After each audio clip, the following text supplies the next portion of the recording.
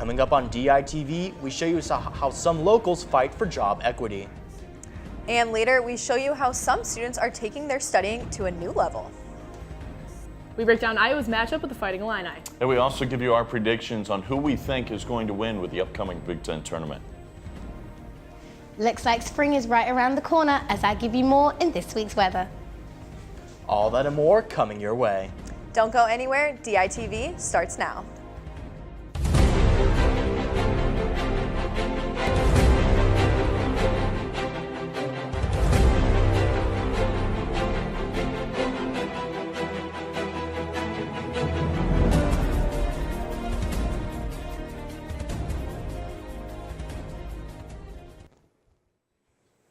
Good morning and thanks for tuning in. I'm Christopher Cervantes. And I'm Alexis Tansey. Yesterday, the We Rise Rally for Workers' Rights held a rally on the Pentacrest to show support of non-tenured unionizing faculty members working at the university. This case has the ability to weaken the power of the working people. Many other workers face the same issue, emphasizing why fighting for the rights of union workers is so crucial. Personal goal is to make sure contingent faculty are no longer thought of as contingent, which means by chance, and we are not here by chance. We are here because we love our jobs and we would like to be visible and we would like to be compensated as we are for what we are worth. We are demanding that they feel our pain and they acknowledge it. Monday, the Supreme Court announced that they will not hear President Trump's bid to end the DACA program. To tell us more, we have Becca Scadden in the segment studio. Becca? Hey guys, that's right. Big news coming from the Supreme Court this week. Yesterday, it was announced that the Supreme Court will be declining to hear the Trump administration's appeal on the DACA program. The administration had hoped to end that program by March 5th, but without a hearing from the Supreme Court, that will not be possible. Currently, a federal judge's ruling is requiring the government to keep the Deferred Action for Childhood Arrivals program going. Under a lower court order that's being followed today, the Department of Homeland Security must continue to accept renewal applications. There are roughly 700,000 young people who are currently enrolled in the program and may be eligible to submit these applications. The decision of the court is not entirely surprising, as the court will often decline to hear a case at this stage of the appeals process. But the Trump administration was hoping that the urgency of a DACA decision would spur them to get involved. We'll keep you updated as the debate over the future of DACA continues. Guys, back to you. Thanks, Becca. Universities all over the country, including the University of Iowa, are reassuring high school students that protesting for gun control will not affect their admission. In response to the Parkland shooting in Florida that took the lives of 17 students, high school students from multiple states have been holding protests and school walkouts. Over 80 universities in the U.S. have put out statements addressing students, each responding with a similar message, that admission will not be jeopardized if your school gives a penalty for participating in peaceful protests. Iowa legislators met with Johnson County physicians to give them an update on current bills that are being discussed. Regarding the growing opioid crisis, Iowa legislators are proposing a bill that would require prescribers to register for Iowa's prescription monitoring program. An electronic database started in 2009 that tracks controlled substance prescriptions. Currently, only 46% of Iowa prescribers are registered. So, Chris, yesterday's warm weather was a much-needed break from the cold winter we've been experiencing. Oh, that it was, Alexis. It was a really good breath of fresh air, and fingers crossed that it sticks. Let's toss over to Jahisha Thomas in the weather studio with more. Yes, this morning I was so happy to see that sunshine, as I'm sure you all are too. And that's the thing, it's going to be around 60 degrees, a comfortable warm weather start this morning, but leading into about 38 degrees at night. And then looking at our extended forecast, we start on Wednesday with more of a wet start as we are greeted with those grey clouds on Saturday. And we hit 54 degrees, then fall into 34 degrees heading into the evening. And Thursday we hit with a combo of wind, snow and rain as we prepared for cooler temperatures, about 41 degrees, fall low into about 23 degrees at night. Then we kick off the weekend as we greeted with that big beautiful sun on we hit 50 degrees, fall lower into about mid-30s, and then rounding off the week on Sunday, we have to say hello to those wet clouds again as we hit around 52 degrees, fall lower in again to the mid-30s. So, Make sure you have your sunglasses on deck as it seems like it's picking up the weather, and have a back to you guys at the desk. Thanks, Jahisha. Hotel Vitro, located in downtown Iowa City, hosted its 8th annual Top Chef event yesterday evening. This event showcases over 25 culinary creative dishes and artistic cocktails from our very own downtown district restaurants. These signature drinks and dishes are prepared by some of the area's favorite restaurant chefs, and the title Top Chef is awarded by a panel of culinary experts, while all guests can weigh in to determine the People's Choice winner.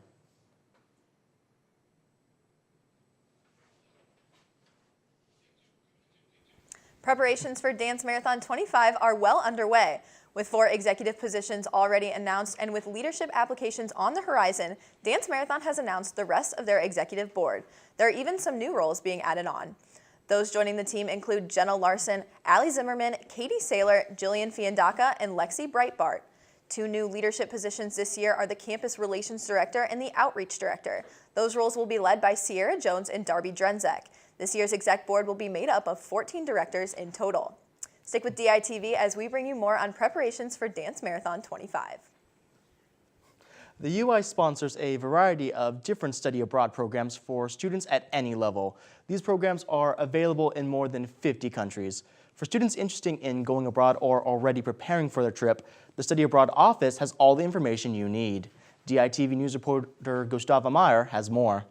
UI Studying Abroad held a series of information sessions in the IMU to inform students of the programs available. Able to speak right away with a peer assistant. That's someone who's been abroad before and who will be able to walk them through general steps to getting started, talking about scholarships and walking them through the process of getting an appointment with an advisor. The 3 main destinations during next academic year are Australia, New Zealand, and Fiji. The deadline has still not occurred. Minimum GPA requirements range from 2.0 to 3.0. Most financial aid does apply to studying abroad.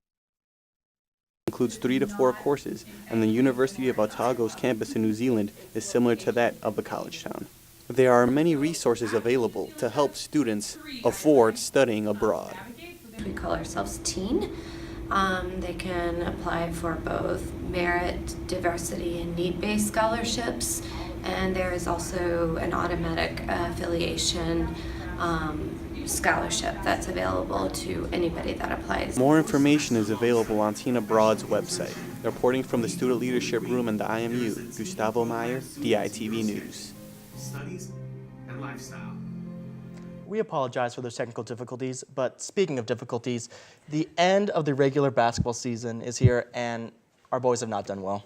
No, Chris, they have not, but we're hoping that they do better heading into the Big Ten tournament. Let's toss it over to Mary Kate Herring and Zach Mackey in our sports studio to find out more.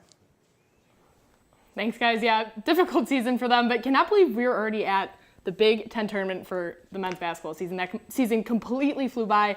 But Zach, you're keeping yourself busy. Baseball season started. Yeah, no, just 2 weekends in now, 5-1, a pretty good start, one of the best starts since 2006. So it's been successful so far. Yeah, let's go back to basketball, though. I want to start it off.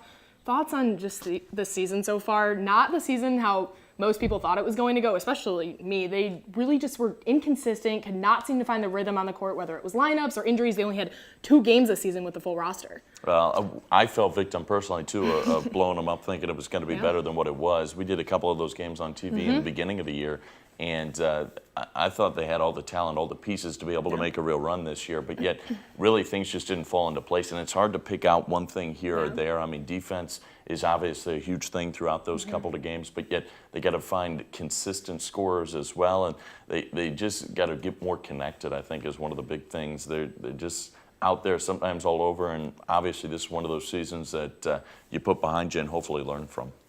Well, although this season had its downs, one of their ups happened Sunday night for Iowa. Not only because they got a win during their last game of the regular season, but also because of the selflessness of sophomore guard Jordan Bohannon. Bohannon was just 1 free throw from breaking Iowa's most consecutive free throws made record, but decided to miss to make sure that the record stayed in the late Chris Street's name. Chris Street was killed in a car crash in January of 1993, and his legacy lives on through Hawkeye basketball. Bohannon has gotten especially close with Street's parents, and after talking it over with his own family, Bohannon decided this record was not his to have. This story went national and has proven that basketball is more than just a game. Here's what Bohannon and his teammates had to say on the special night. was awesome. You know, seeing it on Sports Center and seeing it on Bleacher Report, it was incredible, and it should be recognized like that because you know that's what it deserves. That's what he deserves. You know, to make a move like that, and for the record he tied. You know, and obviously the memory, Chris Street. You know, it deserves that type of attention. My phone dings seems like every 15 seconds. Somebody now is still people just saw it for the first time. It was an unbelievable thing. So I'm really proud of him. I didn't, honestly, like I was telling them, I was just doing what was right to me. I didn't think much of it at the time. I didn't think it was going to take off as much as it did, but I'm honestly glad it did because it deserves to be known that obviously that the record deserves to stay in his name, like I said to you guys last night, and just keep honoring him and paying tribute to him that way. It just keeps remembering his name and the impact he had at this university, which is pretty cool. That was just incredible to watch, and I have nothing but respect for Jordan Bohannon. It takes not only a special player to do what he did, but just a special person, and to see him go up and hug Chris Street's parents after the game, I mean, that's what it's all about. No, absolutely. It takes a lot of guts, too, and an 8-point game to miss that one, but yet congrats to Jordan, and obviously that has gone national here in a week where things haven't been that good for the sport of basketball. It's one of the good stories. Well, moving on to the tournament, Iowa's going to have to win 5 straight games if they want that Big Ten title. But what the guys and coach preached yesterday is, well, you have to win the first one in order to win all 5. And their first game is against Illinois, the 13th seeded Fighting Illini, is sitting at 14-17 overall with the record of 4-14 in the Big Ten. They have got 2 really solid players who are both averaging double digits with Trent Frazier and LaRon Black. Iowa did win this game in overtime this season. Do you think they can do it again? Well, I think coming into this is not a very good matchup for Iowa. If you look at who they could have played in the bottom half of the bracket, Iowa, Illinois is not that good of a matchup. But the way that Illinois plays, they're up-tempo, they're quick, just like Iowa. 104 points is what it took to win this game. It took overtime, but it was one of the biggest comebacks in Iowa basketball history. So this time, I don't see it getting as high as that. It's probably going to be a little bit more of a defensive battle and should be a little bit closer, but it's going to be hands full there for the Iowa Hawkeyes. Well, here's what Bohannon and Coach McCaffrey had to say on taking on U of I. They're going to be really aggressive. They're a really hard-working defensive team, and it's going to be tough for us to get some open shots against them with their pressure. So we just have to take care of the ball and limit our turnovers, and that's going to be hopefully enough for us to get to the second round. They have a lot of depth as it is. Very athletic, very quick. Obviously play a unique style defensively that they've had great success with over the years. Now, Brad just instituted it there, and it's really been problematic for some teams. You know, Black's playing extremely well. He's averaging 22 a game for the last 5. Frazier, you know, he's really killing it from 3. When we played him the last time, he was doing more off the dribble. He's a freshman. He made 7 against us. He'd made 17 in 18 games, and then he made 7 in our game. He's terrific freshman. I'm really impressed with him. All right, so let's take a look at that Big Ten bracket. So if Iowa wins this game, they will then go on to play Michigan, and if they can get past the number 5 team, they will then take on Nebraska. So what are your thoughts on Iowa's future in this tournament? Well, you're going to have to win a lot of games and do so in a row. I mean, there's a big power to have to be able to run through, but yet you're going to play more than anybody else, so you better be ready to go. And if you want it, you're going to have to play day in, day out, and play your best basketball right now. All right, well, that is it for us from the sports studio. Come back tomorrow for this version, but for the women's basketball Big Ten tournament. Guys, back over to you.